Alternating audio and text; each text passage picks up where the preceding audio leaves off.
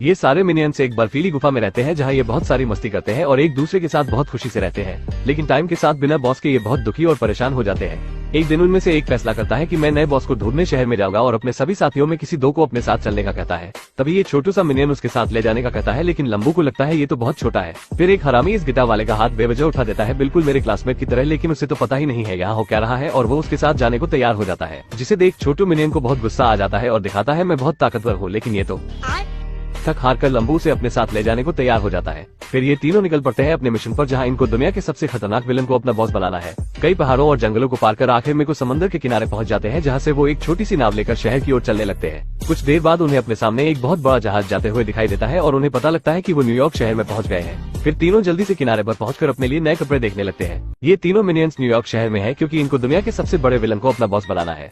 सबसे पहले ये अपने लिए नए कपड़े ढूंढते हैं, फिर तीनों शहर में घूमने लगते हैं। इस छोटू मिनियन को एक लड़की दिखाई देती है और उसके पीछे जाने लगता है, लेकिन ये आदमी तो सामान समझकर उसे गाड़ी की डिग्गी में बंद कर देता है। फिर वो किसी तरह डिग्गी से बाहर आता है, लेकिन लड़की उसे देख लेती है और फिर लात मारकर गाड़ी से बाहर निकाल देती है।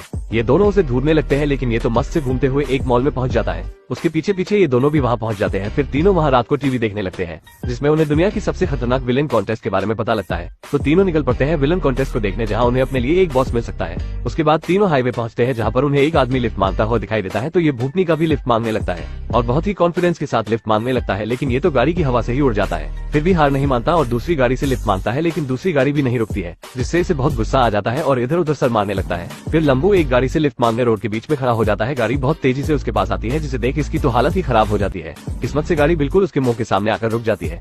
ये प्यारे से मिनियन एक कॉन्टेस्ट में जाना चाहते हैं, जहाँ इन्हें अपने लिए एक नया लीडर मिल सकता है।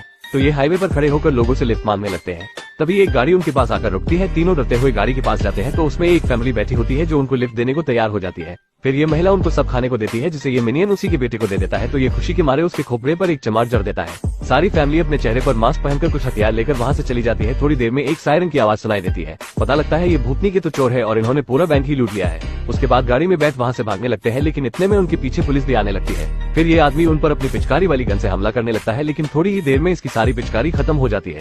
ये दोनों हरामी उनके सामान में से हथियारों को छेड़ने लगते हैं और एक आरपीजी के लिए लड़ने लगते हैं। इतने में गलती से भूतनी का उसे चला देता है, जिससे एक मिसाइल जाकर एक बिजली के खंभे पर लगती है और एक एक कर सारे खंभे गिरने लगते हैं, जिस वजह से पास में रखी पानी की टंकी भी गिर जाती है और पुलिस की सारी गाड़ियां उस पर टकराकर रुक जाती है। फिर ये हरामी आरपीजी को वापस से इसके हाथ में पकड़ा देता है, लेकिन फैमिली उनके उस कारनामे से बहुत खुश हो जाते हैं। तो ये हरामी तो फिर से लड़ने लगते हैं और सभी पुलिस से बचकर वहाँ से निकल जाते हैं। इस शहर में सभी के पास अपने अपने पपी है, लेकिन मिनियंस के पास कोई पपी नहीं है। इसलिए वो इस कुत्ते के पास जाता है, लेकिन ये तो इसे अपने दांत दिखाने लगता है। फिर वो बाहर जाकर देखता है, लेकिन कोई उसका पेट नहीं बनना चाहता है।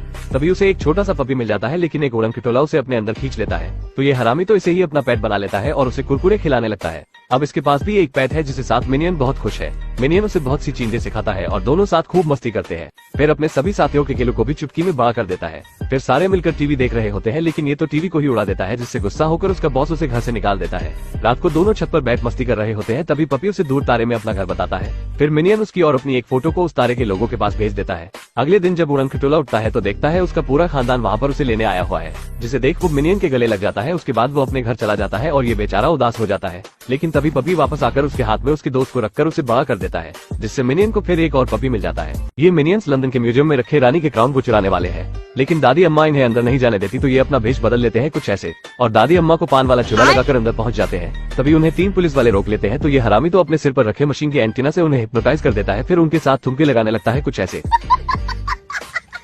जैसे तैसे ऊपर पहुंचते हैं तो वहाँ मिर्जापुर वाले चचा उनको रोकने लगता है। फिर चाचा तो अपनी बुढ़ापे की छड़ी से इनकी पिटाई कर देता है। इनकी लड़ाई के चक्कर में क्राउन नीचे जाने लगता है। फिर एक सिपाही उसे रानी तक पहुंचा देता है। ये देख तीनों कहते हैं और एक जंप लगाकर गाड़ी के ऊपर चढ़ जाते हैं। तभी पुलिस वाले उनको देख लेते हैं और चाय कॉफी पीकर उनके पीछे लग जाते हैं। फिर केविन गाड़ी के अंदर जाकर रानी से क्राउन को छीनने लगता है, लेकिन रानी तो इसको धोबी पछाड़ मार देती है। लगता है रानी गीता बबीता की बहन है। तभी गाड़ी एक नाले में जाने लगती है, लेकिन तभी छोटू मिनियन अपने कानून जैसे लंबे हाथों से गाड़ी को गिरने से बचा लेता है। फिर गाड़ी एक पेड़ से टकरा जाती है और पुलिस वहाँ पहुंचकर उनमें से 2 को पकड़ लेती है, लेकिन बॉब वहाँ से भागकर पास में रखी तलवार को निकाल लेता है, जिसे देख सभी उसके फैन हो जाते हैं और सारे मिलकर गाना गाने लगते हैं। अगले दिन से उसे वहाँ का राजा बना दिया जाता है।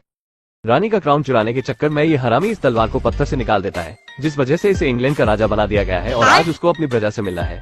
लेकिन ये तो पूरे भाषण में बस अपना ही नाम चिल्लाए जा रहा है। फिर तीनों महल के अंदर जाते हैं और सारे नौकरों की नाक में दम कर देते हैं। ये तो नहाने भी कुछ ऐसे जाता है और इसे तो बेवजह से परेशान करता रहता है। तीनों मस्त से अपनी जिंदगी जी रहे होते हैं, लेकिन तभी वहाँ स्कारलेट पहुंच जाती है, क्योंकि उसने ही इन तीनों से रानी का क्राउन चुराने को कहा था। तो ये हरामी तो कोर्ट में जाकर खुद ही जज बनकर स्कारलेट को वहाँ की रानी घोषित कर देता है। अगले दिन से वो इंग्लैंड की रानी बन जाती है। उसके बाद वो मिनियंस को एक खुफिया कमरे में लेकर जाती है जहाँ उन्हें मारने का पूरा सामान रखा हुआ था। उसका पति उन्हें एक टेबल से बांध खींचने लगता है तो ये हरामी पूरे रबर जैसे होते हैं, पूरे ही खिंच जाते हैं। फिर उन्हें फांसी पर लटकाता है तो ये तो फांसी का ही मजाक बना देते हैं और तीनों उसने झूलने लगते हैं। उनके ये कारनामे देख उसका भी दिमाग खराब हो जाता है और कहता है। दूसरी तरफ स्कारलेट रानी बनने की तैयारी में लगी होती है, तभी उसका मूड बदल जाता है और तोप से उड़ा देती है।